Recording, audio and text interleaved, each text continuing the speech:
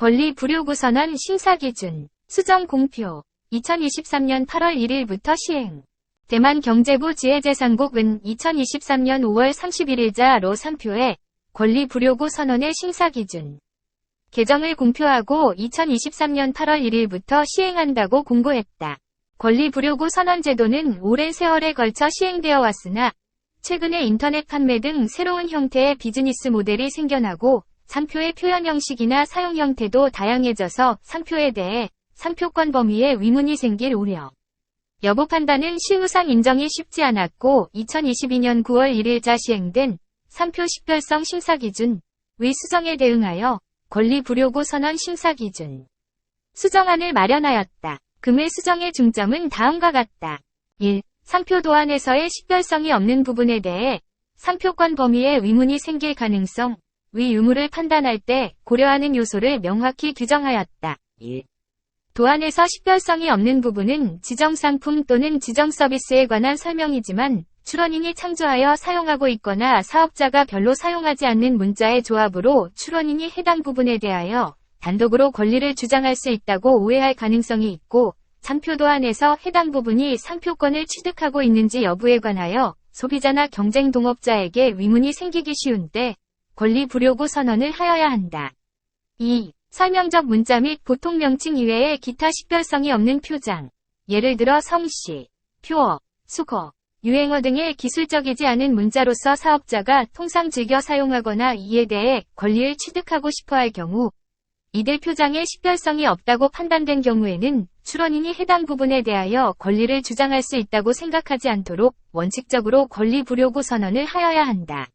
3. 둘 이상의 아라비아 숫자, 제품 모델 번호, 기호 등으로서 식별성이 없다는 판단된 경우에는 원칙적으로 권리 불요구 선언을 하여야 한다. 다만 숫자가 나타내는 의미가 명확하고 예를 들면 규격, 수량, 시간, 연대 등 업계에서 관용되어 상표권의 범위에 의문이 생길 우려는 없다고 인정할 수 있는 때에는 이 요구 대상 내가 된다. 4. 식별성이 없는 부분이 도안 안에 표시되는 위치, 글씨체의 크기 또는 차지하는 비율이 출원인이 해당 부분에 대하여 상표권을 취득하고 싶은지의 판단에 영향을 줄 가능성이 있는 경우 예를 들어 상표 도안에서의 식별성이 없는 부분에 대하여 디자인을 실시하거나 유달리 확대하거나 두드러지게 하고 있기 때문에 해당 부분의 문자 또는 도형이 권리를 취득하고 있는지의 여부가 의심될 우려가 있는 때에는 권리 불요구 선언을 하여야 한다. 2. 권리 불요구 선언을 할 필요가 없는 상황을 명확히 하였다. 1. 도안에서의 식별성이 없는 부분에 대하여 당국이 권리 불요구 선언을 할 필요가 없는 예시사항으로서 공고한 것은 상표권의 범위에 의문이 생길 우려가 없고 권리 불요구 선언을 할 필요가 없다.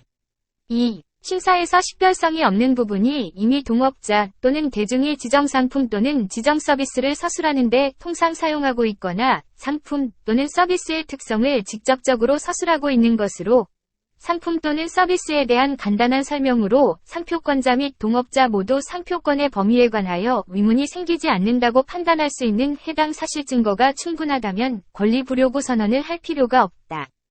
3. 숫자, 표어, 수거, 유행어 등 식별성이 없는 사항에 대한 권리 불요구 선언의 필요 여부 판단 원칙을 추가하여 사례를 들어 설명하였다. 특히 시장에서 흔히 볼 수 있고 관용되고 있는 기복이나 선정 광고를 위한 용어 또는 숫자에 대해서는 상표권자가 그 용어 또는 숫자의 전용권을 취득하지 않은 것에 대하여 소비자 및 경쟁 동업자에게 의문이 생기지 않는다면 권리 불요구 선언을 할 필요가 없다.